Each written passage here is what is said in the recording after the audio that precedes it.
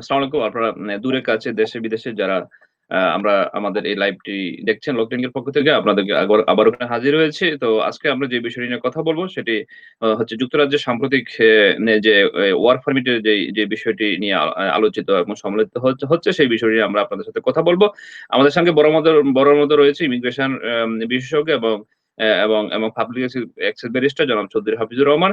আপনার যদি কোনো প্রশ্ন থাকে এবং যদি কোনো আপনাদের এই দেশে বিদেশ থেকে যদি আপনার কোনো কিছু জানার প্রয়োজন হয়, তাহলে আপনারা আমাদের স্টুডিওতে যে নাম্বারটি রয়েছে, এই নাম্বারটিতে চাইলে আপনারা আমাদেরকে ফোন করতে পারবেন অথবা আপনাদের আমাদের এই কমেন্টস বক্সে অথবা এই লাইভ প্রোগ্রামের নিচে কমেন্টস করেও আপনারা যেকোনো প্রশ্নের উত্তর আপনারা জানতে পারবেন। তো আমরা আসলে আর দেরি করছি না। আমরা আসলে আমরা ১০ মিনিট লেট হয়েছে। আমরা আবারও স্টুডিওতে ফিরে যাচ্ছি। আমাদের সাথে রয়েছে চৌধুরী ব্যারিস্টার হাফিজুর রহমান। আ উম জি, আপনার নাম্বারটিতে আপনারা আমাদের প্রশ্ন রাখতে পারেন এবং আমাদেরকে ইমেইল করতে পারেন অথবা আমাদের ভিডিওর নিচে আপনারা চাইলে কমেন্টস করে যেকোনো প্রশ্নের উত্তর আপনারা পেতে পারেন। তো আশা করি আপনারা আমাদের সঙ্গেই থাকবেন সর্বোপরি জি, জনাব ব্যারিস্টার চৌধুরী হাফিজুর রহমান। আপনাকে আপনাকে ব্যারিস্টার চৌধুরী হাফিজুর রহমান, আপনি কি আমাকে শুনতে পাচ্ছেন? জি। জি, শুনতে পাচ্ছি। Thank you advocate Sakhawat.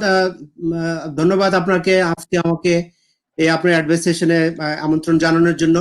আপনার ভিউয়ার সবাইকে আমি জি, জনাব হাফিজুর রহমান, আপনাকে স্টুডিওতে হাজির হওয়ার জন্য আপনি কি আমাকে শুনতে পাচ্ছেন?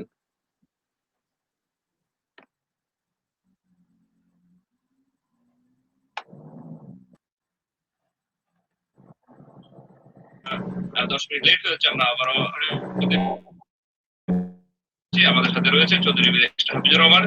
আ উম আপনাদের নাম্বারটিতে আপনারা আমাদের প্রশ্ন রাখতে পারেন এবং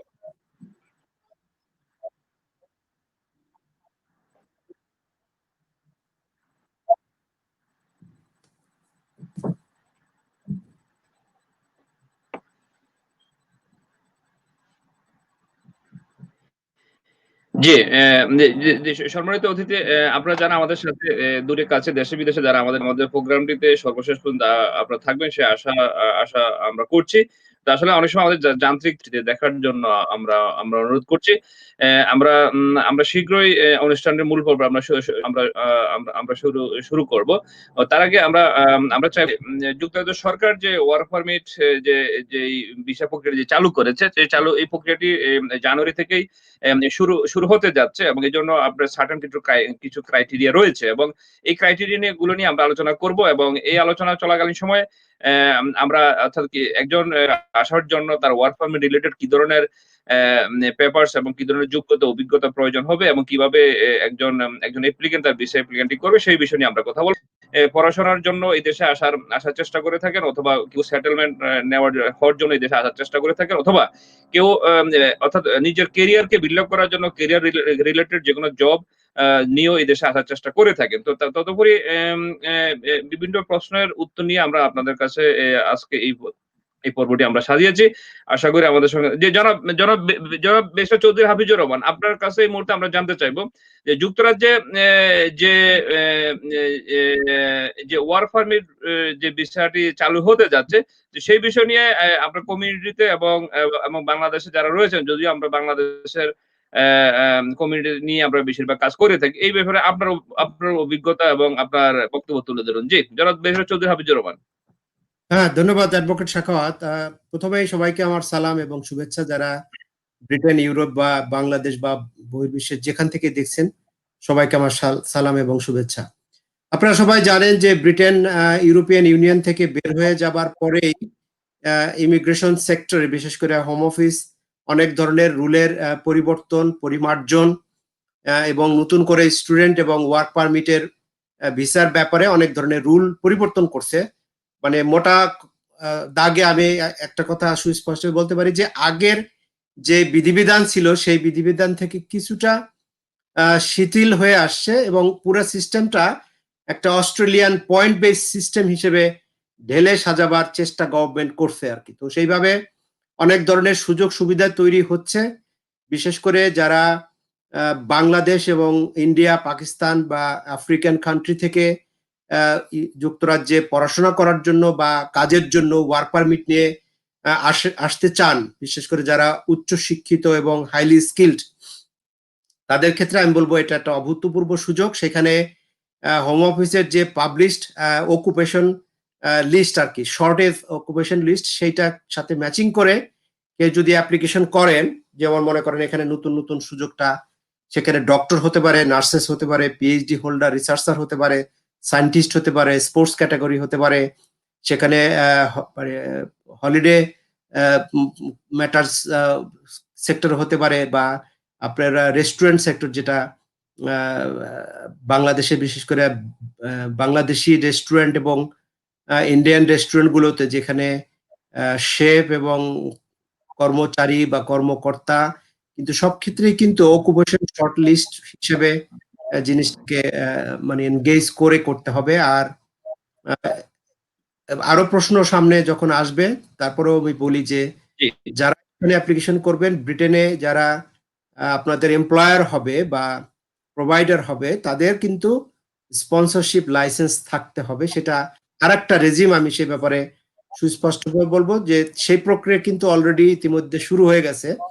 কারণ জানুয়ারি থেকে যেহেতু এই স্কিমটা শুরু হবে, সেই জন্য যারা ধরেন স্পন্সর হবেন এমপ্লয়াররা, তাদের কিন্তু আবার অ্যাক্রেডিটেড বা হোম অফিস থেকে লাইসেন্স থাকতে হবে তাদের। সেই জন্য তাদের অ্যাপ্লিকেশনের প্রসেসটা কিন্তু ইতিমধ্যে অলরেডি শুরু হয়ে গেছে। যেমন রেস্টুরেন্ট ওনাররা বা স্মল বিজনেস বা মিডিয়াম এন্টারপ্রাইজ বা ইভেন বড় কর্পোরেট কোম্পানি, তারা কিন্তু তাদের যে আগের যে স্পন্সরশিপ লাইসেন্স ছিল সেটা নবায়ন করা অথবা নতুন করে কেউ যদি অ্যাপ্লিকেশন করেন, তাদের সেই প্রক্রিয়া অলরেডি শুরু হয়ে গেছে আর কি। তো এই পর্যায়ে আমি রাখি, যদি কোনো সুস্পষ্ট প্রশ্ন থাকে তখন যে পয়েন্ট বেস বা কোথায় কোন সেক্টর কি লাগবে সে ব্যাপারে আমি আবার প্রশ্ন উত্তর দিব। ধন্যবাদ। জি, ধন্যবাদ জনাব ব্যারিস্টার চৌধুরী হাফিজুর রহমান, আপনার অত সুন্দর জ্ঞানগর্ভ আলোচনা করার জন্য। আসলে আমরা যে জিনিসটা আসলে পরিলক্ষিত করেছি, আসলে যেকোনো জিনিস আসলে নতুনভাবে যদি কোনো চেঞ্জ অথবা কোনো কিছু সুযোগ সৃষ্টি হয়, সেক্ষেত্রে আমাদের কমিউনিটিতে পক্ষে বিপক্ষে অনেক কিছু অনেক কথা চলে আসে এবং আমরা দেখেছি এবং দেশে বিদেশে যারা রয়েছেন, যারা এই ধরনের কনসালটেন্সি বা এই ধরনের ভিসা রিলেটেড অথবা আপনার যারা বিভিন্নভাবে প্র্যাকটিস করে থাকেন, তো অনেক একটা প্রতিযোগিতামূলক কাজ শুরু হয়ে যায় কমিউনিটিতে। তো সেখানে আপনার কি বক্তব্য এই ক্ষেত্রে? যদি আসলে আপনি যে জিনিসটি বলেছেন যে আসলে যেহেতু যুক্তরাজ্য সরকার এই ওয়ার্ক পারমিটটি ঘোষণা করেছে, এই সুযোগটি আসলে বাঙালি কমিউনিটি এবং বিশেষ করে আমরা যারা বাঙালি কমিউনিটি নিয়ে কাজ করি এবং বাংলাদেশে যারা রয়েছেন, এই সুযোগটি অবশ্যই তাদের নেওয়া উচিত। তাদের কোনো দ্বিমত আমাদের নেই। কিন্তু এই সুযোগটি নেওয়াকে কেন্দ্র করে যে একটি প্রতিযোগিতা অথবা একটি বিশেষ মহল বিভিন্নভাবে কাজ করে থাকে। সেক্ষেত্রে আমাদের মনে হয় যে একটি সজাগ থাকা উচিত এবং আপনি যে জিনিসটা বলেছেন যে এক্ষেত্রে আপনার যারা অ্যাপ্লিক্যান্ট যারা তাদের করণীয় কি হতে পারে? আপনার আমাদের দর্শকদের উদ্দেশ্যে কাইন্ডলি একটু আপনি যদি বলেন। জি। ধন্যবাদ অ্যাডভোকেট শাখাওয়াত। এটা আমি মনে করি এই ল ক্লিনিকের মাধ্যমে একটা গুরুত্বপূর্ণ প্রশ্ন আর কি। আমি বলবো ইটস ভেরি ইম্পর্টেন্ট এই সেন্সে যে অলরেডি আপনারা দেখবেন যে বিভিন্ন সোশ্যাল মিডিয়াতে বা ছোটখাটো নিউজ অনলাইন বেসড যে নিউজ পেপার বা টেলিভিশন বা রেডিও স্টেশন বিভিন্ন ভাবে বিভিন্ন ধরনের বিজ্ঞপ্তি বা চটকদার বিজ্ঞাপন বা লোভনীয় অফার হিসেবে বিভিন্ন ভাবে মানুষকে প্রলুব্ধ করা আর কি। সেইখানে অনেক ভুল বোঝাবুঝির সুযোগ আছে এবং মানুষ কিন্তু বিভ্রান্ত হওয়ার সুযোগ আছে। আমি শুধু সুস্পষ্টভাবে বলবো যে কোনো চটকদার বা লোভনীয় কোনো অফারের সাথে সংযুক্ত না হয়ে প্রথমেই আপনারা নিজেরা বিচার বিশ্লেষণ করবেন যে সে জেনুইনলি সে লয়ার কিনা। লয়ার বলতে ব্রিটেনে এখানে ব্যারিস্টার, সলিসিটর বা এসআর এর সাথে বা সলিসিটর রেগুলেশন অথরিটির সাথে ফরেন লয়ার হিসেবে যারা কনসালটেন্ট হিসেবে রেজিস্টার্ড অথবা ওআইসি বা office of the service of immigration যে অথরিটি আছে তাদের সাথে যারা রেজিস্টার্ড তারাই একমাত্র এই ক্ষেত্রে পরামর্শ দেওয়ার জন্য লাইসেন্সকৃত বা পারমিটেড। কিন্তু এর বাইরে অনেক ধরনের সোসাইটি আছে বা অর্গানাইজেশন আছে তারা প্রপারলি রেগুলেট না। আমি সোজা কথায় বলবো যারা রেগুলেটেড না বার কাউন্সিল বা সলিসিটর রেগুলেশন অথরিটি বা ওআইএসসি দ্বারা তারা কিন্তু ইমিগ্রেশন অ্যাডভাইস দিতে পারেন না। দিলে সেটা ক্রিমিনাল অফেন্স হিসেবে পরিগণিত হবে এবং পরবর্তীতে যদি ধরেন অনেক ধরনের সংগঠন এরকম ভাবে অতীতে অনেক বড় ধরনের টাকা ঠিক মতো কাজ করতে না পারার ফলে অ্যাপ্লিকেশন সাকসেসফুল হয়নি, টাকাও ফেরত পাননি, সময় নষ্ট, মানুষের পারিবারিক জীবনে অনেক ক্ষতিগ্রস্ততা এবং যে লয়াররা এটা করছেন তারা কিন্তু বিভিন্ন ধরনের মামলা মোকদ্দমা এবং অলরেডি অনেক লয়ার কিন্তু এরকম ভাবে জেলে আছে কিন্তু। সো সেই জন্য আমি প্রত্যেকবার যারা দেখছেন এটা কমিউনিটি সবার স্বার্থে please do not go to fake lawyers, go to regulated lawyers. Say may be barrister হতে পারে, সলিসিটর হতে পারে অথবা ওআইসি রেজিস্টার্ড কনসালট্যান্ট অথবা এসআরএ তে ফরেন লয়ার যারা রেজিস্টার্ড যারা রেগুলেটেড। আপনি গুগলে সার্চ করলে তাদের ঠিকানা তাদের লাইসেন্স আছে কিনা এই সব কিছু পেয়ে যাবেন। সেজন্য সতর্ক বার্তা হিসেবে আমাদের দায়িত্ব যাতে আমাদের প্রফেশনকে কেউ মিথ্যা বা উপস্থাপন করে কোনো খারাপ সুযোগ না নিতে পারে এবং আপনারা যেন ক্ষতিগ্রস্ত না হন সেজন্য সেই সতর্কবার্তা। ধন্যবাদ। জি, ধন্যবাদ জনাব চৌধুরী হাফিজুর রহমান আপনার সুন্দর এই জ্ঞানবর্গ এই আলোচনা করার জন্য। আমাদের আসলে এই প্রোগ্রামটি করার উদ্দেশ্য হচ্ছে যে আসলে আমরা যারা ইমিগ্রেশন যারা প্র্যাকটিস করি, যে ইমিগ্রেশন আইনজীবী হিসেবে যারা দেশে বিদেশে আমরা কাজ করে থাকি এবং আমাদের অভিজ্ঞতা অনুযায়ী আমরা চেষ্টা করি কমিউনিটিকে হেল্প করার জন্য। সেক্ষেত্রে আমরা যে জিনিসটা আপনি এখানে বলেছেন আসলে যারা অ্যাপ্লিক্যান্ট যারা এবং যারা লাইসেন্স অর্থাৎ যারা হোম অফিসে টায়ার 2 লাইসেন্স করার জন্য যারা প্রস্তুতি নিচ্ছেন তাদের অবশ্যই এই জিনিসটি খেয়াল রাখতে হবে। কারণ আমরা দেখেছি দোকানে, শপিং সেন্টারে অথবা রাস্তাঘাটে, বাসায় বা আমার বাংলাদেশেও আমরা দেখেছি বিভিন্ন জায়গায় যে চায়ের স্টলে বসে বা বাজারে, হাটে বাজারে বিভিন্ন জায়গায় দোকানে বিভিন্ন আড্ডা বা বিভিন্ন কনসালটেন্সি বা অনেক কিছু গড়ে উঠেছে। তো এটা আসলে অত্যন্ত দুঃখজনক এই ঘটনাগুলো। আপনি যে জিনিসটা বলেছেন আসলে রিকগনাইজ অর্থাৎ অ্যাপ্লিক্যান্ট যারা এই দেশে আসতে চাবেন অথবা যারা ওয়ার্ক পারমিটের সুযোগটি নিতে চাবেন অথবা যারা টায়ার 2 লাইসেন্সের জন্য যারা অ্যাপ্লিকেশন করবেন, যে জন্য শপ ওনার বা যে জন্য বিজনেস ওনার তাদেরকে অবশ্যই রিকগনাইজড কোন লয়ার, সলিসিটর, ব্যারিস্টার অথবা কনসালটেন্সি ফার্ম যারা রিকগনাইজ, যারা এই দেশের সরকার কর্তৃক রিকগনাইজ তাদেরকে অবশ্যই স্বীকৃত যারা রয়েছেন তাদেরকে ফলো করে এই কাজগুলো করা উচিত বলে আমরা মনে করছি এবং দেশে বিদেশে যারা এই প্রোগ্রামটি দেখছেন আপনাদেরকে আমরা সতর্ক করছি যে আপনারা অবশ্যই আপনারা রিকগনাইজড কোন লয়ার অথবা কনসালটেন্সি ফার্ম ছাড়া আপনারা অসাধু কোন দালাল চক্রের সাথে আমরা প্রতারিত হবেন না। এই অনুরোধটা আপনার মধ্যে রইল। জনাব চৌধুরী হাফিজুর রহমান আপনার কাছে এই মুহূর্তে জানতে চাইবো সেটা হচ্ছে যে আসলে এই ওয়ার্ক পারমিটটি কিন্তু কখনো বন্ধ ছিল না। এটি একটি চলমান প্রক্রিয়া এবং স্টুডেন্ট বিষয়ে দেশে এটিও চলমান প্রক্রিয়া, এটি কখনো বন্ধ ছিল না। অর্থাৎ মাঝে আমরা জানেন যে এই দেশে ইমিগ্রেশনের প্রতিদিনই চেঞ্জ আসতেছে। তো এটি আসলে এই ওয়ার্ক পারমিট যেটি শুরু হয়েছে এটি কিন্তু কখনো বন্ধ ছিল না। এটা আমরা যতটুকু জানি যে আগে লেভেল 7 ছিল, এখন লেভেল 3 তে নামিয়ে এনেছে। তো এখন এই লেভেল 3 এবং লেভেল 7 এর ভিতরে যে একটা পার্থক্য, অর্থাৎ এই লেভেল 7 এ অর্থাৎ হাই স্কিল যাদের হাই স্কিল রয়েছে তারা এই দেশে অতীতে আসার সুযোগ পেয়েছে। এখন লেভেল 3 অর্থাৎ লোয়ার স্কিল লেভেলের লোকজনও কিন্তু ইমিগ্রেন্ট যারা অর্থাৎ এই দেশে সেটেল হতে চান অথবা যারা কাজ নিয়ে যারা তাদের ক্যারিয়ারকে বিল্ড আপ করছেন তারা এই দেশে আসার একটা সুযোগ সৃষ্টি হয়েছে। তো লেভেল 3 এবং লেভেল 7 এর ভিতরে আপনার এই পার্থক্যটা আপনি কিভাবে দেখছেন? দয়া করে আমাদের অ্যাপ্লিকেন্ট যারা রয়েছে অনেক সময় আমাদের প্রশ্ন করে যে লেভেল 3 টা কি ধরনের চাকরি অথবা কি ধরনের পার্থক্য এখানে এবং কি ধরনের স্কিল? এই স্কিলটা যদি আমাদেরকে একটু দয়া করে আমাদের দর্শকদের উদ্দেশ্যে একটু আপনি ক্লারিফাই করেন প্লিজ। জনাব চৌধুরী হাবিবুর রহমান। ধন্যবাদ। এটা হলো আগে যেই সিস্টেমটা ছিল, আপনি একটা সুন্দর কথা বলছেন যে আসলে ওয়ার্ক পারমিট কিন্তু কখনোই বন্ধ ছিল না। এই যে অনেকেই কিন্তু বিজ্ঞাপন দিচ্ছেন বিভিন্নভাবে যে নতুন ওয়ার্ক পারমিট ইন্ট্রোডিউস করা হচ্ছে দিস এন্ড দ্যাট। আসলে জি, কিন্তু ঘটনা তা না, ওয়ার্ক পারমিট কখনোই বন্ধ ছিল না, বরং আগে যে রিকোয়ারমেন্টস গুলা এবং আগে যে মিনিমাম স্যালারি রেঞ্জ যেটা ছিল সেই ক্ষেত্রে একটা থ্রেশহোল্ড ছিল। জি, জি, কিছুটা ভ্যারিয়েশন আনা হয়েছে, আমি বলবো এইভাবে যে আগের রাইট, চেয়ে কিছুটা নিম্ন করা হয়েছে রিকোয়ারমেন্টসটা।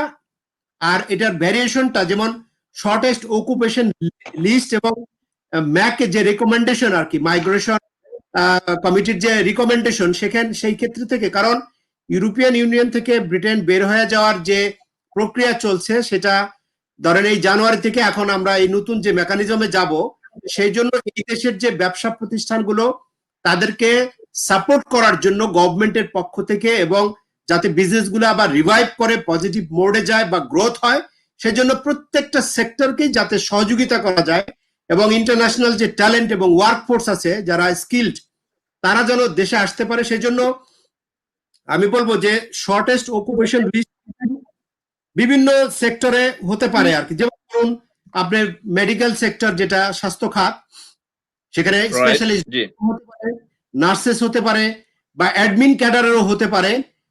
তো সেই ক্ষেত্রে আগে যেই ধরনের নিয়ম কানুন ছিল সেখান থেকে কিছুটা থ্রেশহোল্ড ভ্যারিয়েশন আসছে। বর্তমানে সর্বনিম্ন স্যালারি কিন্তু যদি কেউ শর্টেস্ট অকুপেশন লিস্টে যায় সেখানে মিনিমাম স্যালারি দেখাতে হবে 20,480 থেকে 23,039 এটা হলো মিনিমাম থ্রেশহোল্ড। কিন্তু আপনাদের মনে রাখতে হবে এই রাইট, মিনিমাম থ্রেশহোল্ডে গেলে আপনি কিন্তু অ্যাপ্লিকেশনে কোনো পয়েন্ট পাবেন না। সেজন্য আপনাকে আবার খেয়াল রাখতে হবে যে আপনি পয়েন্ট কোয়ালিফাই করার জন্য যে পয়েন্ট দরকার আপনার, সেই পয়েন্টে 70 কোয়ালিফাই করতে গেলে জি, সেকেন্ড রেঞ্জ আছে সেটা হলো 23,040 থেকে 25,599 থ্রেশহোল্ড। সেখানে গেলে আপনি 10 পয়েন্টস পাবেন, কিন্তু আপনি যদি রাইট, আরেকটু উপরে যান এট লিস্ট, তখন জি, 20,600 অ্যাবাভ যান, তাহলে আপনি 20 পয়েন্ট এখানে পাবেন। সেজন্য স্যালারি যত বাড়বে বা তত কিন্তু আপনার পয়েন্টও বাড়বে, তো কারণ ইজ ভেরি ইম্পর্টেন্ট রিকোয়ারমেন্টস কিন্তু আর কি। আর এরপরে আপনার রাইট, এডুকেশনাল কোয়ালিফিকেশনে যান, সেখানে আপনার যদি পিএইচডি থাকে বা রিলেভেন্ট সেক্টরে যদি স্কিল থাকেন সেখানে 10 পয়েন্টস আপনি ক্লেম করতে পারবেন। আর অথবা যদি পিএইচডি কোয়ালিফিকেশন এবং সেটা যদি রিলেভেন্ট জবের সাথে রিলেটেড হয় তাহলে পাবেন আরো আরো হু, হু, এক্সট্রা, মানে 20 পয়েন্ট পাবেন এখানে। আর যদি রাইট, শর্টেস্ট অকুপেশন লিড যেটা ম্যাক ডিজাইন করছে এই অকুপেশন লিস্টে থাকলে জি, সেখানে আপনি পয়েন্ট পাবেন। তাহলে তাহলে স্যালারি ক্ষেত্রে যদি আর অ্যাপ্রুভড যদি যদি যেটা স্পন্সর হয় বা এমপ্লয়ার হয় সেখানে কিন্তু 20 পয়েন্ট পাবেন। জি, নট অ্যাপ্রুভড হয় বা নন অ্যাপ্রুভড হয় সেক্ষেত্রেও হতে পারে, কিন্তু পয়েন্ট পাবেন না আপনি। আর ল্যাঙ্গুয়েজ রিকোয়ারমেন্টসে জি, আপনাকে ইংলিশে আপনার রিকোয়ার্ড স্কিল থাকে, যেমন অনেকে এডুকেটেড পিপল যারা পিএইচডি করা থাকে তারা ইউকে নারিকের মাধ্যমে অথবা আইএলটিএস করে তারা কিন্তু 10 পয়েন্টস ক্লেম করতে পারবেন। তবে এই সবকিছু জি, মিলে আপনাকে 20 পয়েন্ট আপনি পাবেন, কোয়ালিফাই করবেন, তাহলে আপনি সাকসেসফুলি একটা অ্যাপ্লিকেশন সাবমিট করতে পারবেন আর কি। তো সবসময় খেয়াল রাখবেন, আবারও আমি এটাকে রিভিউ করি, সেটা হলো যে আপনি যেই ক্ষেত্রে জি, জবটা অ্যাপ্লাই করবেন সেখানে দেখবেন যে সেই সেক্টরের এমপ্লয়ারের স্পন্সরশিপ লাইসেন্স আছে কিনা to qualify for 20 points. Secondly আপনার সেটা জি, স্যালারি আপনার যত বাড়বে 20,480 থেকে আপওয়ার্ডস সর্বনিম্ন 23,039 এই ক্যাটাগরিতে হলে আপনি পয়েন্ট পাবেন না। কিন্তু যদি আপনি 23,040 থেকে 25,599 পর্যন্ত যান বা 25,600 উপরে যদি যান তাহলে আপনি প্রথম রেঞ্জে হলো 10 পয়েন্টস, আর যদি ওইটার উপরে যান তাহলে 20 পয়েন্টস এইটা। আর যদি রাইট। আপনি শর্ট ভার্সন লিস্টের ভিতরে থাকেন তাহলে আরো 20 পয়েন্ট আপনি পাবেন। আর পিএইচডি থাকলে আপনি পাবেন 10 পয়েন্টস। কিন্তু রিলেভেন্ট সেক্টরে যদি আপনি মনে করুন একটা কলেজের লেকচারার হিসেবে যদি আসতে চান এবং রিলেভেন্ট সাবজেক্টে যদি আপনার পিএইচডি থাকে, then you can claim 20 point. এই যে 20 এটা point. That's very good. That's very good point system. G. G. Doctor, engineer, accountant, ইউনিভার্সিটির লেকচারার্স, তারপরে কিছু কিছু সায়েন্টিফিক ফার্ম আছে সেখানে সায়েন্টিফিক অফিসার হিসেবে, বা হসপিটালিটি সেক্টরে যদি ধরেন শেফের ক্ষেত্রে হয়, অনেক সময় হাইলি এডুকেটেড শেফ থাকতে পারে, অ্যাডমিন থাকতে পারে।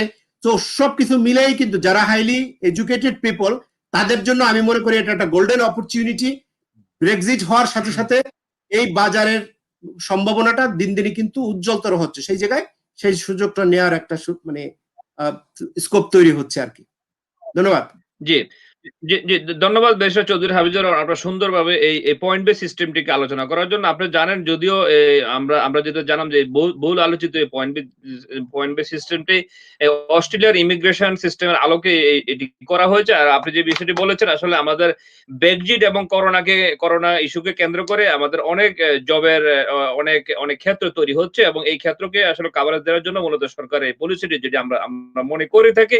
তো আপনার কাছে এই মুহূর্তে একটি বিষয় জানতে চাইবো, সেটি হচ্ছে যে আপনি যে পয়েন্ট বেস সিস্টেমের কথাটি বলেছেন অত্যন্ত সুন্দর এবং আশা করি আমাদের দেশে বিদেশে যারা দর্শক রয়েছে তারা এই প্রোগ্রামটি থেকে অবশ্যই অনুপ্রাণিত হবে এবং উপকৃত হবে অবশ্যই।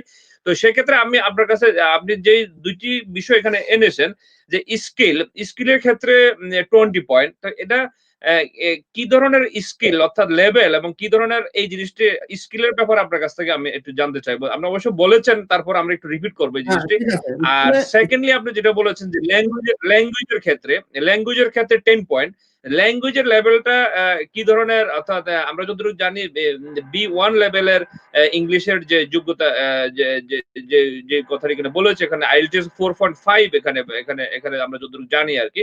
তো এই ল্যাঙ্গুয়েজের এবং স্কিলের ব্যারিয়ারটা নিয়ে একটু বিশদভাবে আলোচনা করুন। কারণ আমাদের আসলে বাঙালি কমিউনিটিতে একটি ভয়। অনেকে কাছে আমাদের কাছে প্রশ্ন রাখতে চান যে ইংলিশ ল্যাঙ্গুয়েজ ম্যান্ডেটরি কিনা এবং স্কিল, এই ২ টা বিষয়টি একটু আমাদেরকে একটু কাইন্ডলি একটু বিশদভাবে যদি আমাদের দর্শকদের উদ্দেশ্যে বলতেন। জি, জনাব চৌধুরী হাফিজুর রহমান। ধন্যবাদ। এটা আসলে খুবই গুরুত্বপূর্ণ এই সেন্সে যে এই ক্যাটাগরিতে ওয়ার্ক পারমিটের ক্ষেত্রে বিশেষ করে ল্যাঙ্গুয়েজ কমিউনিকেশন যদি না থাকে, ল্যাঙ্গুয়েজ প্রফিসিয়েন্সি যদি না থাকে, তাহলে তো আইসা সে জবের যে সার্ভিস ডেলিভারি সেটা সে দিতে পারবে না। যেমন ধরুন আপনি রাইট, একটা নার্স হিসেবে যদি আপনি কেউ এখানে অ্যাপ্লিকেশন করে, তাহলে তো পেশেন্টদের সাথে তার কমিউনিকেশন করতে হবে এবং সেই কমিউনিকেশনটা প্রাইমারিলি ধরে ইংলিশে। হ্যাঁ, অনেকের এডিশনাল ল্যাঙ্গুয়েজ রাইট, থাকতে পারে, যেমন বাংলা জানা থাকতে পারে, হিন্দি জানা থাকতে পারে, উর্দু, অ্যারাবিক। এটা এডিশনাল কোয়ালিফিকেশন থাকলে দ্যাট ইজ ওয়ান্ডারফুল। কিন্তু ইংলিশ রিকোয়ারমেন্টস আপনাকে যদি 5 পয়েন্ট থাকে তাহলে হলো বেস্ট। কারণ আপনার ওই যে 4.5 হলো আপনার আগের রেজিমে ছিল, সেটাও এখনো ভ্যালিড আছে। কিন্তু যদি 5 থাকে, এবং 5 পাওয়া কিন্তু খুব জি, কঠিন কিছু না। কেউ 3 মাসের একটা কোর্স করে যারা মোটামুটি এডুকেটেড পিপল, তারা কিন্তু ইজিলি 5 এন্ড অ্যাবাভ উঠাইতে পারে আর কি। যারা এখন পড়াশোনা করে স্টুডেন্ট হিসেবে, যেমন প্রফেশনাল কোর্স করে, বার করতে আসলে তাদের কিন্তু 7.5 লাগে। কারণ এটা একটা স্পেশালিস্ট রাইট, এরিয়া। আপনি ব্যারিস্টারি পাস করার পরে আপনি স্পেশালিস্ট ব্যারিস্টার হবেন কোর্টে। অথবা আপনার যদি ল্যাঙ্গুয়েজে সেরকম জি, দখল থাকে, তাহলে আপনি তো অন্য ব্যারিস্টার বা কোর্টে যখন আর্গুমেন্ট হবে, then you will not be able to perform জি, your job properly. So that's why you got to achieve the highest language proficiency if you want to come to a specialist area. কিন্তু সর্বনিম্ন যে right, requirement 0.5, যেমন রেস্টুরেন্টের chef যদি হয় তখন সেখানে জি, 4.5 বল, কারণ শেফের কমিউনিকেশনটা অত ওয়াইডার না, কম্পিটিটিভ এরিয়াতে না। তারা শুধু রেস্টুরেন্টে একটা লিমিটেড সার্কামস্টেন্সে কমিউনিকেশন করবে। কিন্তু যারা পাবলিক অ্যাফেয়ার ডিল করবে বা ইউনিভার্সিটি লেকচারার যিনি পড়াবেন, তাদের ল্যাঙ্গুয়েজের দক্ষতাটা জি, খুব যত বেশি হবে তত বেটার আর কি। এইটা বলবো আমি। এবং আমি মনে করি যে বাংলাদেশের ক্ষেত্রে যারা ডক্টর, নার্সেস এবং এই যে কিছু কিছু এরিয়া আছে যেটা অকুপেশন লিস্ট অনুসারে অ্যাভেলেবল হবে, সেই ক্ষেত্রে তারা এই সুযোগটা নিতে জি, পারে। তো কয়েকদিন আগে কমিউনিটির আরো কিছু লার্নেড ফ্রেন্ডদের সাথে আমার আর একটা শোতে আলোচনা হয়েছে, এবং সেইখানে আমরা চাই যে বাংলাদেশ হাই কমিশনারের সাথে এনগেজ করে বাংলাদেশের পররাষ্ট্র মন্ত্রী এবং আমাদের যে শ্রম মন্ত্রী এবং প্রবাসী কল্যাণ মন্ত্রী তাদের সাথে এনগেজ করে বাংলাদেশ কমিউনিটিতে কিভাবে আমরা এই অ্যাওয়ারনেস বিল্ড আপ করতে পারি এবং সরকার যাতে এদেরকে সহযোগিতা করতে পারে। অনেকের ধরেন ফাইন্যান্সিয়াল সাপোর্ট লাগতে পারে, সেখানে প্রবাসী ব্যাংক আছে, সেই ইমিগ্রেন্ট ওয়েলফেয়ার ব্যাংক যেটা আছে প্রবাসী কল্যাণ, সেই ব্যাংকের সাথে এনগেজ করে আমরা চাই এই জিনিসগুলোকে একটা ট্রান্সপারেন্ট এবং সুন্দর একটা প্ল্যাটফর্মে দাঁড় করাতে, যাতে প্রত্যেকটা মানুষ ওয়াকিবহাল হয়, তারা যেন তথ্যগুলো জানে। এবং জানার ফলে কি হবে, আপনি একটা উদাহরণ দেই, খেয়াল করে দেখবেন যে গত 1-2 মাস যাবত বসনিয়াতে প্রায় হাজার হাজার বাংলাদেশি মানে শরণার্থী বলবো আমি, কারণ তারা আটকে পড়ে আছে সেখানে, তাদেরকে অথরিটি সহযোগিতা করতেছে। এবং এখন যে টেম্পারেচার ডাউন হচ্ছে, সে উইন্টার আসছে, তারা কিন্তু খুব মানবতর জীবন যাপন করছে, এবং অধিকাংশ ওইখানে দেখা গেছে যে আসছে এবং বাংলাদেশের অন্যান্য এলাকা থেকে তারা মিডিল ইস্টে গেছে, মিডিল ইস্টের বিভিন্ন কান্ট্রি ঘুরে আপনার ওই বসনিয়াতে আসা স্টপ হয়েছে, এবং তারা কিন্তু গত প্রায় 2 বছরের উপরে সময় নিয়ে বাংলাদেশ থেকে বেরোয় আসছে, এবং লক্ষ লক্ষ টাকা দালালের মাধ্যমে খরচ করে এখন জেলবন্দি বলতে গেলে আর কি। অতএব আমরা যাতে আমাদের সাধারণ জনগণকে এডুকেট করতে পারি যে জমি তারপরে বাড়ি ঘর বিক্রি করে যেন এইভাবে বিদেশে কেউ না আসে, যদি শিক্ষিত হয়, যদি শিক্ষিত হয় তাদের কিন্তু আইনগত ভাবেই ব্রিটেনে আসা সম্ভব, ইউরোপে আসা সম্ভব, তারা যেন এই ধরনের দালালদের খপ্পরে পড়ে 10 লক্ষ 20 লক্ষ টাকা খরচ করে জেলে বন্দী না হন, তাদের পরিবার ধ্বংস হয়ে যাচ্ছে। এই জন্য আমাদেরকে সবাইকে সতর্ক হতে হবে। ধন্যবাদ। জি, জি, ধন্যবাদ ব্যারিস্টার চৌধুরী হাফিজুর রহমান, আপনার সুন্দরভাবে এই জিনিসটা আলোচনা করার জন্য। আপনি এই একটি বিষয় লক্ষ্য করবেন, সেটি হচ্ছে যে আসলে আমরা যারা প্রবাসে রয়েছি এবং যারা বাংলাদেশ থেকে বিভিন্ন দেশে, not only for Europe for America, যারা মিডল ইস্টে রয়েছে এবং এশিয়ার বিভিন্ন কান্ট্রিতে যারা রয়েছে, আসলে আমাদের এই রেমিটেন্স এর উপরে নির্ভর করে বাংলাদেশের ভবিষ্যতের অনেক কিছু, এটা আপনি নিজে ভালো করে জানেন, এবং বিলিয়ন বিলিয়ন ডলার রেমিটেন্স যাচ্ছে বাংলাদেশে।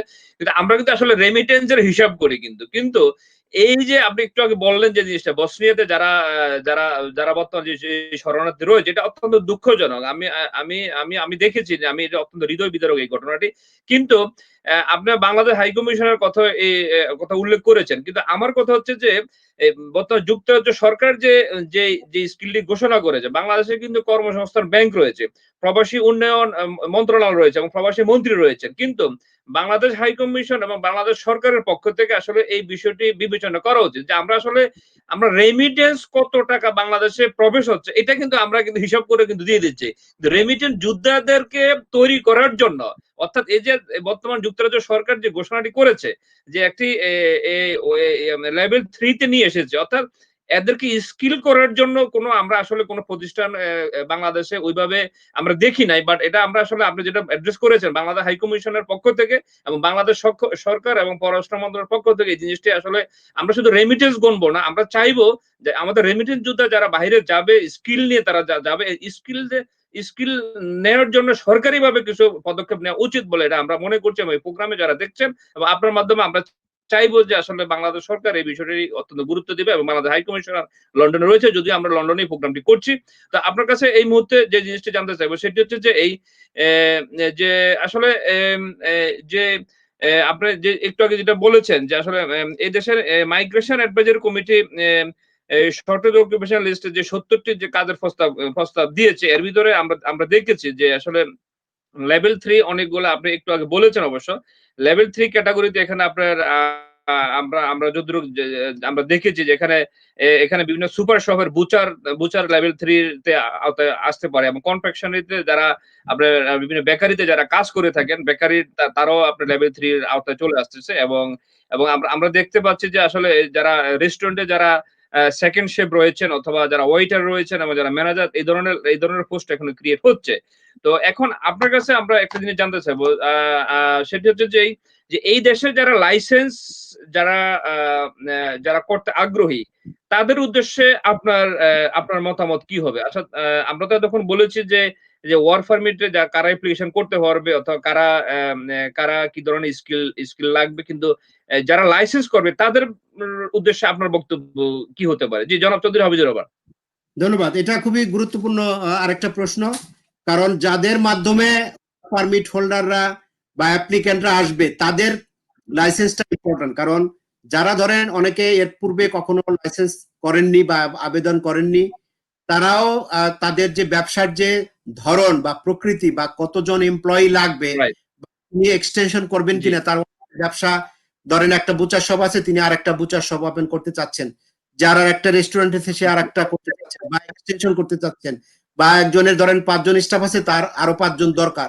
তো এরকম ক্ষেত্রে তাদের উচিত হবে এখনই জিনিসটা একজন রেগুলেটেড লয়ারের কাছে, ব্যারিস্টার বা সলিসিটর বা ওয়াইসি যারা আছে তাদের সাথে যোগাযোগ করে তার রিকোয়ারমেন্টস গুলা, হোম অফিসের রিকোয়ারমেন্টস, ধরেন আপনার কতজন এমপ্লয়ি তার বর্তমানে আছে এবং কতজন প্রয়োজন হবে, কেন এখন তিনি এই পর্যায়ে অ্যাপ্লিকেশনটা করতে চাচ্ছেন, তো সেইগুলো ডিটেইলিং করে মানে প্রিভিয়াস যে রেকর্ড টেকর্ড আছে এগুলো সবকিছু মিলিয়ে যদি অ্যাপ্লিকেশন করে এবং লাইসেন্স যদি জানুয়ারির ভিতরে তিনি স্পন্সর পেয়ে যান, তাহলে কিন্তু জানুয়ারিতে যখন এই প্রোগ্রামটা শুরু হবে তখন কিন্তু তারা ভালো জি, অবস্থায় থাকবেন। কারণ স্পন্সরশিপ লাইসেন্স যতক্ষণ পর্যন্ত গ্র্যান্ট না হবে ততক্ষণ পর্যন্ত কিন্তু একটা কিউ সিস্টেমে থাকবে। এবং যেহেতু তড়িঘড়ি করে করলে বা একসাথে অনেক অ্যাপ্লিকেন্ট করলে কিন্তু হোম অফিসের জন্য কিন্তু এটা সার্ভিস ডেলিভারি দিতে গেলে এক ধরনের কিউতে পড়ে যায় বা লং লিস্ট হয়ে যায়। আর বিশেষ করে এখন কোভিড এর কারণে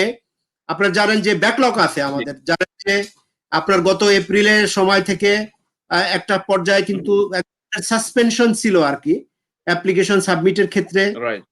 সেটা নতুন করে শুরু হওয়ার পরে এখন এই ব্যাকলগের কারণে আমি মনে করি যে এই জিনিসটা ফেলে না রেখে আপনারা অতি সত্বর আপনার যাদের স্পন্সরশিপ লাইসেন্স অ্যাপ্লিকেশন করার ইচ্ছা আছে তারা এটা দ্রুতভাবে লয়ারের সাথে আলোচনা করে তার যে রিকোয়ারমেন্টস গুলো আছে, লাইসেন্স, ট্রেড লাইসেন্স আছে কিনা বা কোম্পানির কি পজিশন, সব ডিটেইলিং করে এটা যত দূর তাড়াতাড়ি সম্ভব আমি মনে করি প্রক্রিয়া শুরু করা উচিত। এটা হলো আমার পক্ষ থেকে, যারা ব্রিটেনের যারা এমপ্লয়ার আছেন যারা স্পন্সরশিপ লাইসেন্স করতে চান, এটা হলো আমি বলতে পারি ওপেনলি আর কি। জি, জি। ধন্যবাদ জনাব চৌধুরী হাফিজুর রহমান আপনার সুন্দর এই জ্ঞানগর্ভ আলোচনাটি করার জন্য। আসলে আমরা যতটুকু জানি এখানে আমরা কিন্তু অ্যাপ্লিক্যান্টদের যোগ্যতা অভিজ্ঞতা নিয়ে আমরা আলোচনা করেছি। কিন্তু এখানে most important vital role play করবে কিন্তু এখানে স্পন্সর। যিনি স্পন্সর করবেন সেখানে 20 point. It's a big point কিন্তু এখানে।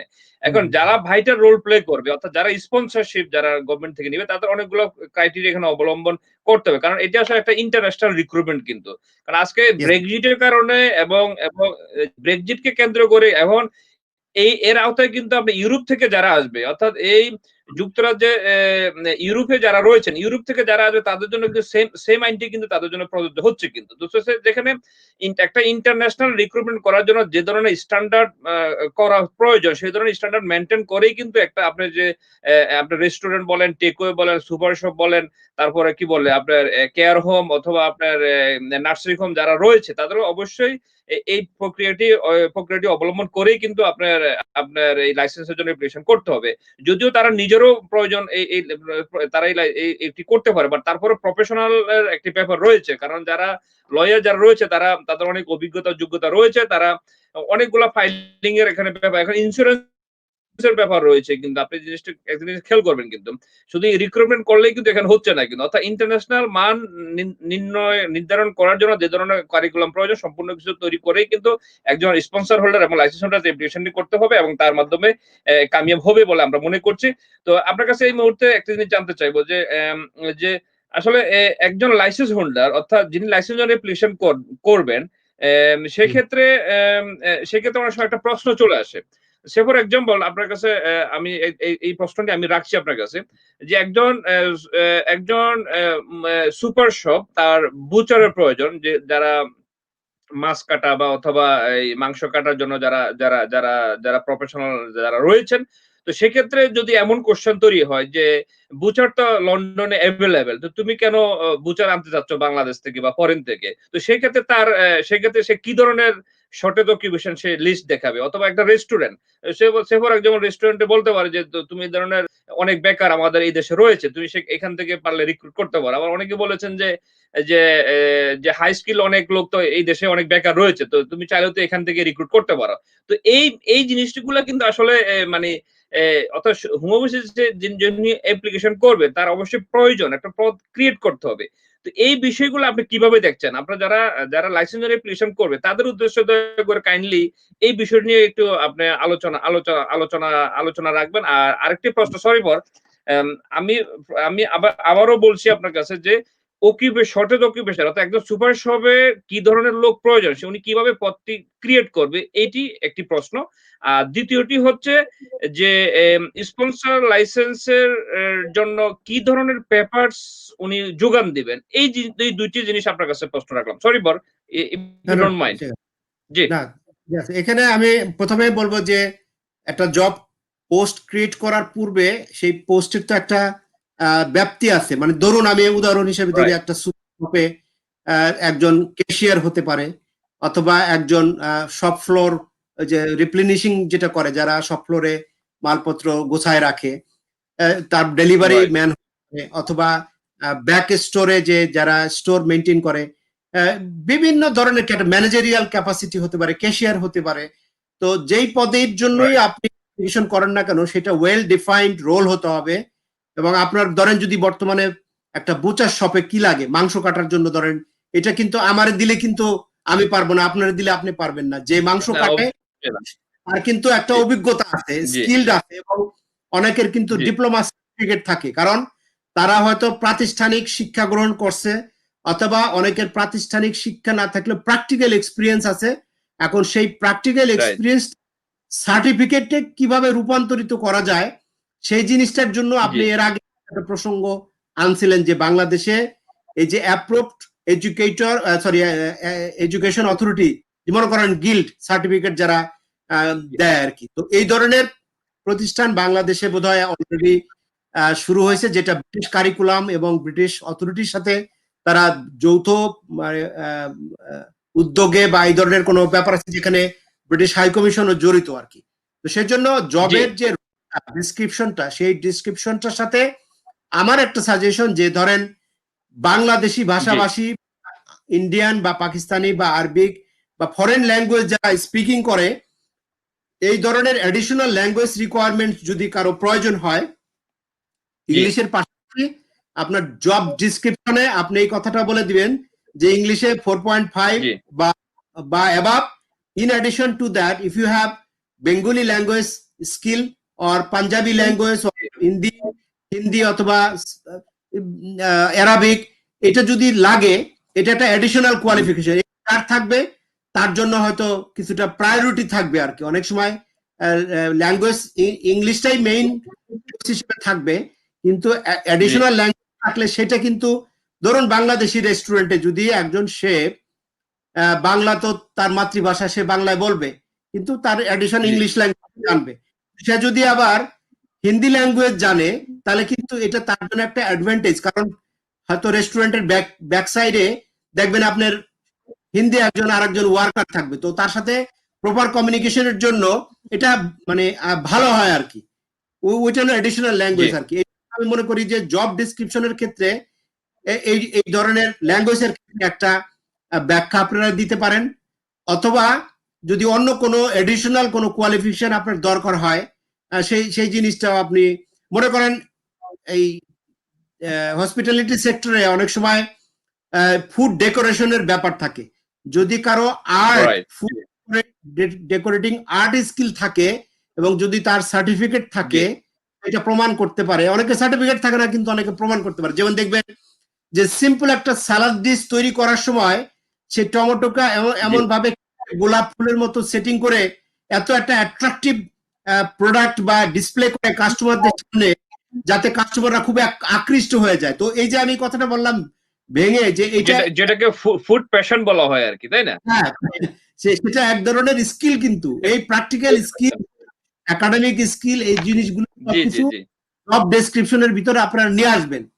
আর আরেকটা কথা বলছেন বোধহয়, কোনটা যেন,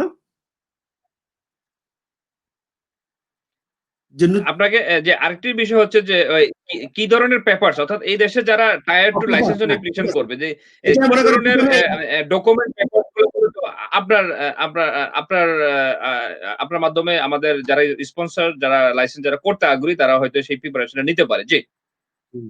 যেমন মনে করুন আপনার একটা রেস্টুরেন্ট আপনি রান করেন। আপনার রেস্টুরেন্টটা জি, ডেফিনিটলি লিমিটেড লিমিটেড কোম্পানি অথবা পার্টনারশিপ হতে পারে। তো সেই লিমিটেড কোম্পানি রেজিস্টার্ড কিনা, আপনার তারপরে ট্যাক্স এইচএমআরসির সাথে রেজিস্টার্ড কিনা এবং প্রিভিয়াস যে রেকর্ড গুলো আছে বিএটি রেজিস্টার্ড কিনা, এটা হলো কোম্পানি রেজিস্ট্রেশনের রিকোয়ারমেন্টস গুলো আপনাকে এটা জমা দিতে হবে। প্লাস আপনার যে প্রিমাইসেস জি, সেখানে অকুপায়ার্স লায়াবিলিটি ইন্স্যুরেন্স বলে পাবলিক লিমিটেড ইন্স্যুরেন্স আছে, সেই ইন্স্যুরেন্স আছে কিনা।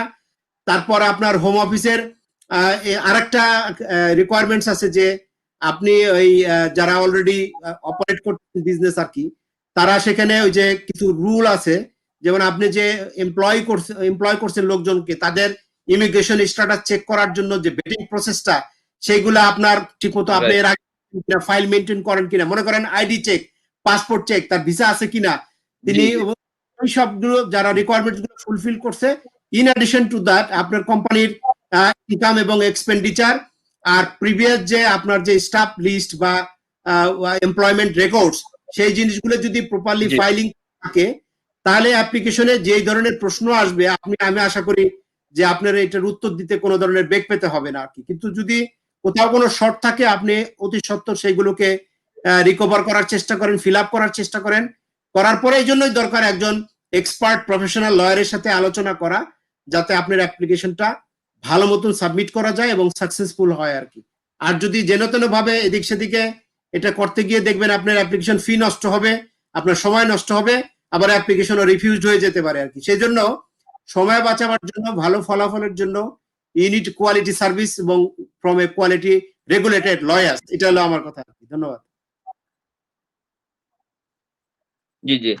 যে আমি আমি আসলে যে জিনিসটা আপনার সাথে এড করব সেটি হচ্ছে যে হ্যাঁ, আপনি যে জিনিসটি বলেছেন আমি একটু এড করি সেটি হচ্ছে যে আচ্ছা যারা প্রতিষ্ঠান রান করতেছেন যারা অনেকে সোল ট্রেডার রয়েছেন, সোল ট্রেডার যারা রয়েছেন তারা অবশ্যই তাদেরকে লিমিটেড কোম্পানি করতে হবে এখানে এবং বিএটি রেজিস্টার্ড করতে হবে এবং যারা লাইসেন্সের জন্য অ্যাপ্লিকেশন করবেন তাদের অবশ্যই তারা যদি মালিকানা হয়ে থাকে তাদের অবশ্যই ফ্রি হোল্ডার তাদের মালিকানা রেজিস্ট্রি ডকুমেন্ট তাদের অবশ্যই লাগবে। আর যদি তারা লিজ হোল্ডার হয়ে থাকেন তাহলে অবশ্যই তাদের লিজ হোল্ডার কপি এখানে এখানে অবশ্যই লাগবে। আরেকটি হচ্ছে আপনার যারা বিইটি রেজিস্টার করেন নাই অনেকে চাচ্ছেন যে আসলে রান করতেছেন কোন রকম খালি বেঁচে আছেন বিজনেস তারা অবশ্যই এই ধরনের অ্যাপ্লিকেশন করতে পারবেন না। কারণ অবশ্যই তাদের বিইটি রেজিস্টার্ড হইতে হবে। কারণ বিইটি এটা one of the best important point এখানে। বিইটি আপনাকে অবশ্যই রেজিস্ট্রেশন করতে হবে। যারা করেন না তারা অতি সত্বর বিইটি রেজিস্ট্রেশন করতে হবে।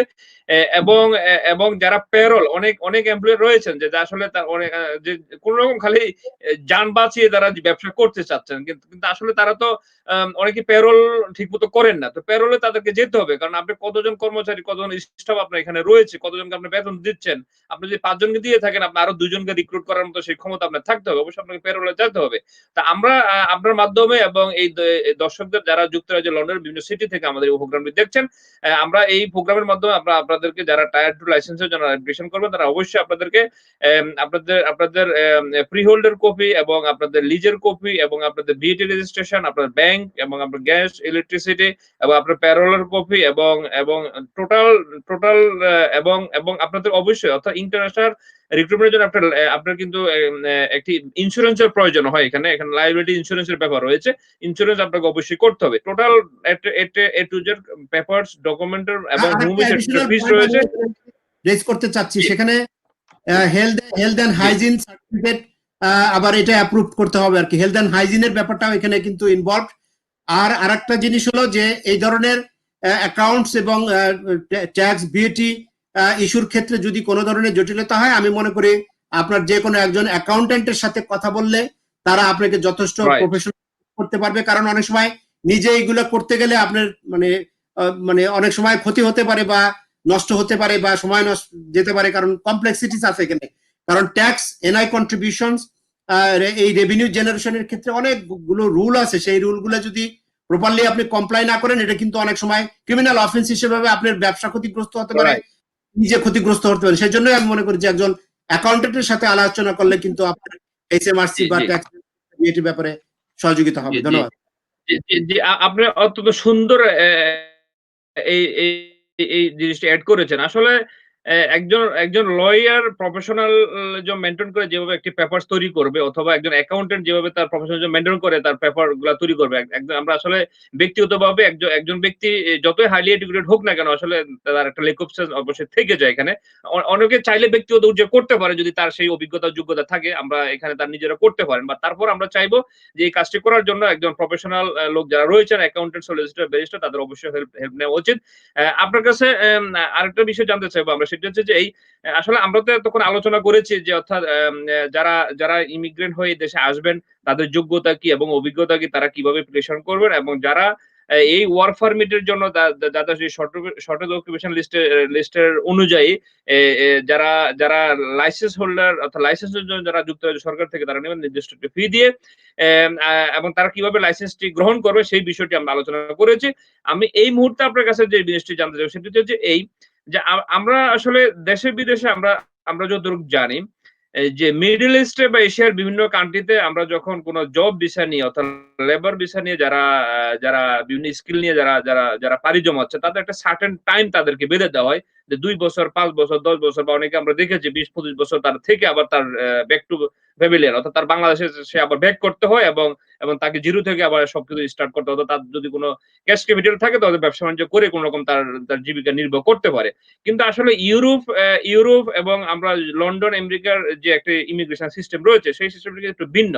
এখানে ইমিগ্রেন্ট হয়ে যারা আসবেন, যারা ওয়ার্ক পারমিট নিয়ে আসবেন, যারা স্টুডেন্ট ভিসা নিয়ে যারা এই দেশে আসেন, তাদের ক্ষেত্রে কিন্তু বিষয়টা অন্যরকম। তারা কিন্তু চাইলে একসময় তাদের তারা এই চাকরি অথবা বিজনেস অথবা আপনার কি বলে স্টুডেন্ট বিষয় নিয়ে নিয়ে তারা এই দেশে আসার পরে কিন্তু তারা তাদের সেটেলমেন্ট হওয়ার কিন্তু একটা সুযোগ রয়েছে।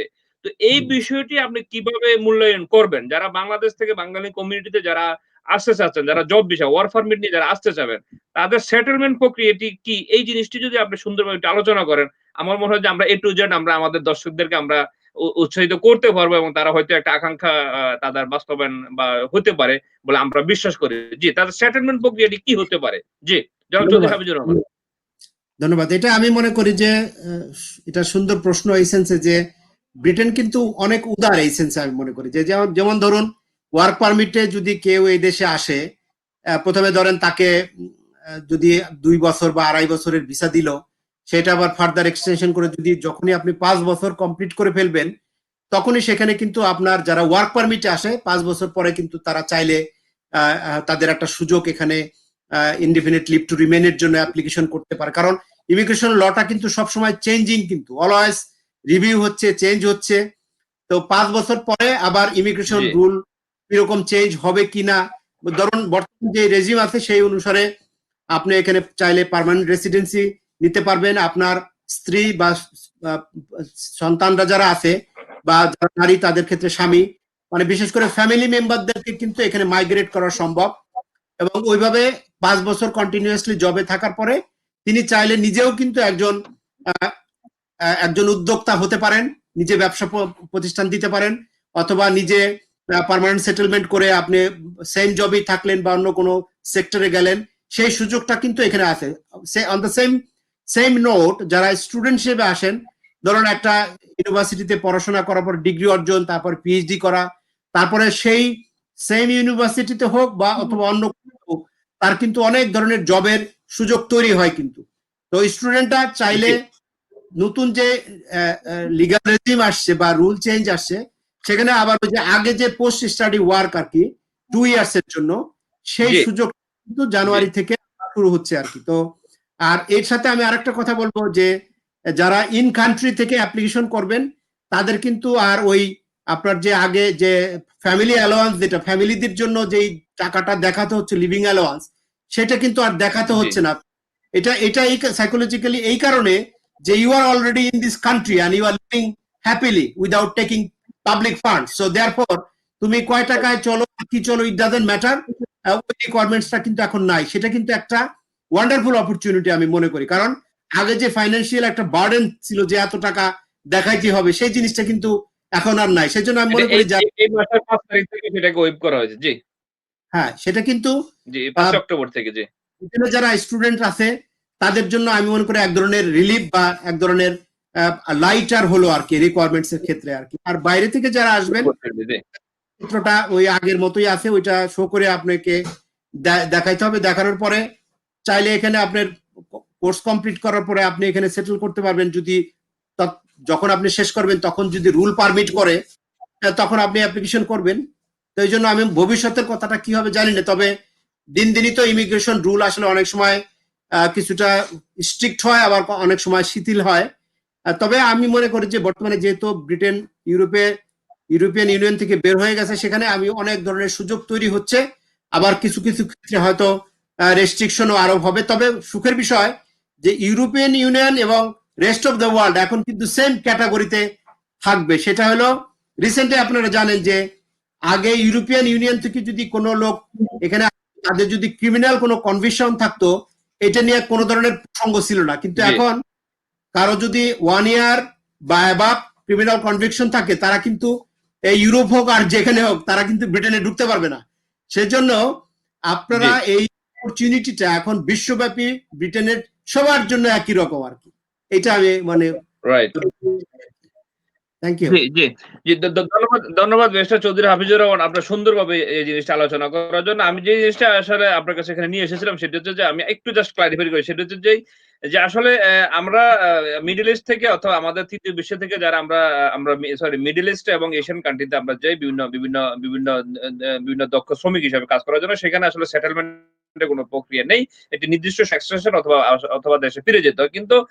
কিন্তু ইউরোপে এবং যুক্তরাজ্যে যে সুযোগটি রয়েছে, যে সেটেলমেন্টের একটা সুযোগ রয়েছে, অর্থাৎ এই যে প্রক্রিয়াটি যে ওয়ার্ক পারমিট ভিসাটি বর্তমানে চালু রয়েছে, সেটি আপনাকে প্রথমে আপনার সম্পূর্ণ রিকোয়ারমেন্ট ফুলফিল করার পরে আপনাকে ১ মাসের ভিসা দেওয়া হবে অন অ্যারাইভাল, এবং ১ মাসের ভিসা দেওয়ার পরবর্তীতে কিন্তু আপনাকে অন অ্যারাইভাল যখন আপনি এই দেশে প্রবেশ করবেন, আপনাকে ৩ বছরের ভিসা আপনার ওই যেই স্পন্সরের মাধ্যমে আসবে, সেখান থেকে সম্পূর্ণ রিকোয়ারমেন্ট ফিল আপ করে আপনাকে ৩ বছরের ভিসার জন্য আপনাকে এক্সটেনশন করতে পারবেন।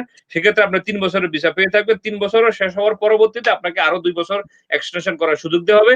টোটাল ৫ বছর যাওয়ার পরবর্তীতে কিন্তু আপনি ইনডিফিনিট লিভ টু রিমেইন অর্থাৎ আইএলআর এর জন্য অ্যাপ্লিকেশন করতে পারবেন, অর্থাৎ পার্মানেন্টলি এই দেশে সেটেল হওয়ার একটি সুযোগ ক্ষেত্র তৈরি হবে।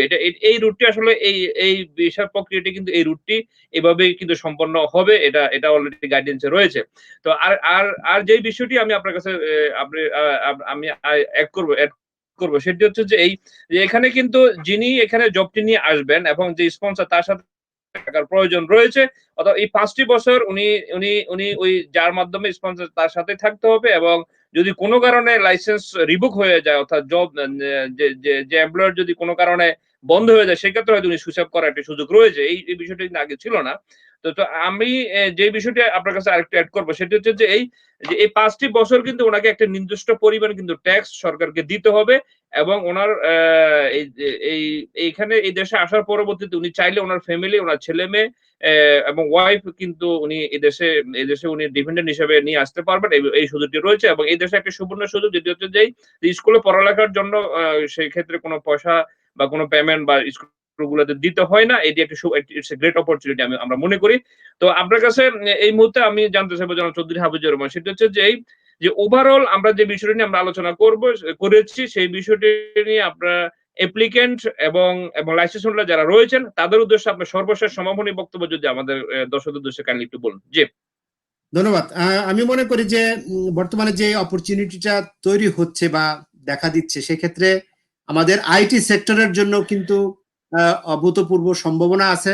মেডিকেল স্বাস্থ্য খাতে ডক্টর, ইঞ্জিনিয়ার এবং যারা পিএইচডি করার জন্য, বা যারা professional accountant, doctor, nurses, advocates, তাদের জন্য কিন্তু একটা অপরচুনিটি। সেই সুযোগে তারা এখন বর্তমান যে রিকোয়ারমেন্টস গুলো আছে সেই আলোকে যে কোনো একজন অ্যাপ্রুভড বা রেগুলেটেড লয়ারের সাথে আলোচনা করে তারা যদি এখন থেকেই প্রিপারেশন নেন, তাহলে জানুয়ারিতে অ্যাপ্লিকেশন করতে পারবেন। আর যারা স্পন্সর আছেন তাদেরও আপনার নিজস্ব যে রেকর্ডস আছে, সেই এমপ্লয়মেন্টের ট্যাক্স রেভিনিউ বা ভিএট রেজিস্ট্রেশন বা লিজ হোল্ড বা ফ্রি হোল্ড, পার্টনারশিপ ডিড বা ব্যাংকের যে স্টেটমেন্ট গুলো ঠিক আছে কিনা, আপনার ট্যাক্স গুলো পরিশোধ করা কি আছে, ইন্স্যুরেন্স করা আছে কিনা, এগুলো সব কিছু খতিয়ে দেখে যারা স্পন্সর তারা এখন থেকেই প্রিপারেশন নিতে পারেন। আর যারা অ্যাপ্লিক্যান্ট হবেন ওয়ার্ক পারমিটের জন্য, স্ব ক্ষেত্রে অকুপেশন লিস্টটাকে আপনি চেক করতে হবে। সেই অকুপেশন শর্টেজ লিস্ট দেখে আপনি মানে অ্যাপ্লিকেশন প্রসেস এখন থেকেই আলোচনা করে আগিয়ে নিতে পারেন, কারণ এখন প্রায় অক্টোবর শেষের দিকে, নভেম্বর ডিসেম্বর, এরপর জানুয়ারিতে যখন শুরু হবে। তো এই আমি মনে করি সবার জন্য শুভকামনা করি। আর বর্তমান বিশ্বটা কম্পিটিটিভ, খুব ওয়ার্ল্ড এখন, সেখানে আমি মনে করি যে প্রত্যেকটা দেশেই কিন্তু ওয়ার্কফোর্স দরকার, স্কিল ফোর্স দরকার। ধনী আর দরিদ্র বলতে কোনো কথা নাই, প্রত্যেক দেশেই কিন্তু ব্যবসা বাণিজ্য বিভিন্ন ধরনের সুযোগ সুবিধা আছে। যারা বাংলাদেশে থেকেই নিজেদের জীবনযাপন ব্যবসা বাণিজ্য সুন্দরভাবে করতে পারেন, তাদের আমি মনে করি কোনো দালাল চক্কর ফক্করে না পড়ে এইটা রাইট। অ্যাভয়েড, কারণ 10 থেকে 20 লক্ষ টাকা খরচ করে বসনিয়া বা একটা খারাপ জায়গায় যা ডিটেনশনে কাটাবেন, আপনার অনেক সময় জীবনহানি ঘটতে পারে। অনেকে নৌকায় পাড়ি দিতে গিয়ে অনেকের মৃত্যু ঘটছে, তাদের পরিবার পরিজন কিন্তু অনেক কষ্টের ভিতরে আছে। তার এই ধরনের দালাল চক্র থেকে আপনার সাবধান হবেন। যারা রেগুলেটেড লয়ার, তাদের মাধ্যমেই শুধু চেষ্টা করবেন। আর যদি বিদেশে না এসে দেশেই আপনি ব্যবসা বাণিজ্য করতে পারেন, সেই দিকটাও চিন্তা করতে পারেন, কারণ বর্তমান বিশ্বটা এমন যে এখানে প্রত্যেকটা দেশেরই কিন্তু এক ধরনের ফ্রেমওয়ার্ক বা লিগ্যাল মেকানিজম আছে। তার ভিতর থেকেই যারা আসবেন, তারা আসার পরে অবশ্যই এই দেশের আইন মানবেন। কারণ ক্রিমিনাল কোনো কনভিকশনের সাথে জড়িত হয়ে গেলে কিন্তু আপনার স্বপ্ন ভঙ্গ হবে, আপনাকে এই দেশে থাকতে দেওয়া হবে না, তখন আপনার বের করে দিবে। সেজন্য যারা এই দেশে সাকসেসফুলি অ্যাপ্লিক্যান্ট হয়ে আসবেন, তারা এই দেশের আইন মানবেন, মাইনে ইনশাল্লাহ আমি মনে করি আসলে ভালো হবে যারা আসতে পারবেন। আমি সবার জন্য শুভকামনা করি, যে যেখানে আছেন এই কোভিডের ভিতরে নিরাপদে থাকবেন। সেকেন্ড ওয়েভ চলছে, মাস্ক পরিধান করবেন, সোশ্যাল ডিস্টেন্সিং মেনটেন করবেন, সুস্থ থাকবেন, আমাদের জন্য দোয়া করবেন। আর ধন্যবাদ ল ক্লিনিকের মাধ্যমে এই আলোচনা অনুষ্ঠানে আমাকে আমন্ত্রণ জানার ধন্যবাদ শাখাওয়াত, অ্যাডভোকেট শাখাওয়াত। এই আর কি, আজকে আমি মনে করি এখানেই খোদা হাফেজ বলি। ধন্যবাদ। জি, জি, ধন্যবাদ মিস্টার চৌধুরী হাফিজুর একটা সুন্দর জ্ঞান গর্বে আলোচনাটি করার জন্য। আমরা আশা করি দেশে বিদেশে যারা এই প্রোগ্রামটি আজকে দেখছেন এবং ভবিষ্যতে যারা দেখবেন অবশ্যই তারা উপকৃত হবেন। আমি সর্বশেষ যে বিষয়টি আমি শেষ করতে চাইবো সেটা হচ্ছে যে আপনারা অবশ্যই আপনারা অভিজ্ঞ এবং সার্টিফাইড যারা লোক রয়েছে, কনসালটেন্ট যারা রয়েছে, লয়ার, ব্যারিস্টার, সলিসিটর রয়েছে এবং অ্যাকাউন্টেন্ট যারা রয়েছে, তাদের মাধ্যমে আপনাদের কাজগুলো করার জন্য আপনাদের কাঙ্ক্ষিত লক্ষ্যে আপনারা পৌঁছে যাবেন। আমি আরেকটু এড করছি, সেটা হচ্ছে যে আপনার সেলারি যে থ্রেশহোল্ড ছিল, এটি আপনি ইতিমধ্যে জেনেছেন। তারপরেও আমরা আরো এড করতে চাচ্ছি, সেটি হচ্ছে যে এই যে সেলারির যে ব্যাপারটি রয়েছে সেখানে তারপর আপনার যে অভিজ্ঞ, অর্থাৎ আপনি যে এই দেশে আসবেন, আপনার যে স্কিল সেখানে 5 বছরের অভিজ্ঞতার যে একটা সার্টিফিকেট এখানে প্রয়োজন রয়েছে এবং আমরা আইএলটিএস B1 লেভেলের 4.5 রয়েছে। আপনার ব্যক্তিগত সঞ্চয়, অর্থাৎ আপনি এই দেশে আসার জন্য ব্যক্তিগত সঞ্চয় আপনার ব্যাংক ব্যালেন্স দেখাতে হবে এবং একটা ভ্যালিড পাসপোর্ট। এই ক্রাইটেরিয়া যারা অ্যাপ্লিকেন্ট তাদের জন্য। আর যারা স্পন্সরশিপ এর জন্য যারা অ্যাপ্লিকেশন করবেন তাদের জন্য আমরা আবারও বলছি যে আপনার যদি লিজ হোল্ডার হয়ে থাকেন, আপনার লিজের কপি, এবং যদি আপনার ফ্রি হোল্ডার হয়ে থাকেন, আপনার ল্যান্ডলর্ড হিসেবে আপনার সার্টিফাইড রেজিস্ট্রেশন কপি আপনার রাখতে হবে এবং আপনার ব্যাংক স্টেটমেন্ট এবং আপনার অ্যানুয়াল ট্যাক্স রিটার্ন এবং আপনার আউটগোয়িং অডিট রিপোর্ট আপনার যদি থাকে এবং ইউটিলিটি বিলস এবং আপনার যে কোনো কাউন্সিল পেপারস এবং পেরোল পেপারস আপনাকে অবশ্যই দেখাতে হবে এবং এইচএম রেভিনিউ সংক্রান্ত যদি কোনো পেপারস থাকে আপনি অবশ্যই সেই জিনিসটা আপনাকে রাখতে হবে এবং আপনার প্রিমিসেস পারমিশন, যেটা আমরা অনেকে জানেন যে A1, A2 এবং A3 লেভেলে যারা সার্টিফিকেট রয়েছে স্থানীয় কাউন্সিল থেকে, এই সার্টিফিকেটগুলো প্রোভাইড করতে হবে এবং বিএটি সার্টিফিকেট অবশ্যই যদি আপনার থাকে এবং এটা করতে হবে, যদি নাও থাকে তাদের এটা করার প্রয়োজন মনে করছি আমরা। এবং আপনার ইন্স্যুরেন্স, অর্থাৎ আপনার এমপ্লয়মেন্ট লায়াবিলিটির জন্য আপনার কিছু ইন্স্যুরেন্স এখানে রিকোয়ারমেন্ট রয়েছে। অর্থাৎ এই বিষয়গুলো গুলাকে গুলা আমরা যতটুকু আমরা চেষ্টা করেছি আপনাদেরকে আমরা তুলে ধরার জন্য। আপনারা আমাদেরকে আসলে আমরা দীর্ঘায়িত করছি না, আমরা এখানে শেষ করতে যাচ্ছি। তবে আপনাদের প্রতি আমাদের অনুরোধ হলো, দেশে বিদেশে আমাদের এই প্রোগ্রামে যারা দেখছেন, আপনারা প্রতারিত হবেন না। আপনারা দক্ষ লোক এবং দক্ষ যারা কনসালটেন্টস এবং অ্যাকাউন্টেন্ট যারা রয়েছে তাদের মাধ্যমে আপনাদের এই কাজটি করার চেষ্টা করবেন এবং এই আশা এবং অঙ্গীকার ব্যক্ত করছি। আবার অন্য কোনো সময় অন্য কোনো সাক্ষাৎকার এবং অন্য কোনো প্রোগ্রাম নিয়ে আমরা আবারও ল ক্লিনিকে আপনাদের সামনে হাজির হবো।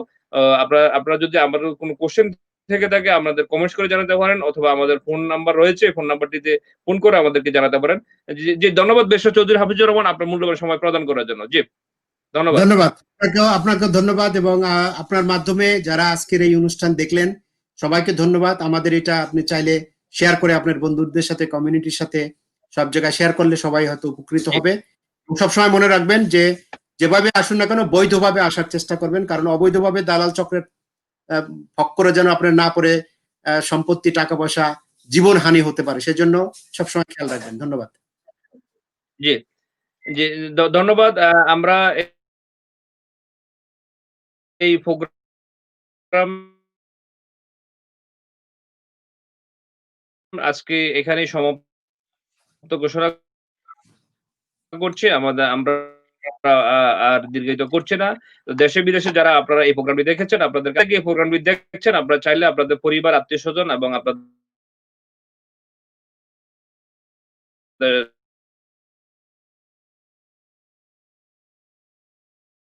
অ্যা শেয়ার করতে পারেন। আপনারা YouTube এর এবং আমাদের Facebook এ যদি আপনারা আমাদের লাইক এবং শেয়ার দিয়ে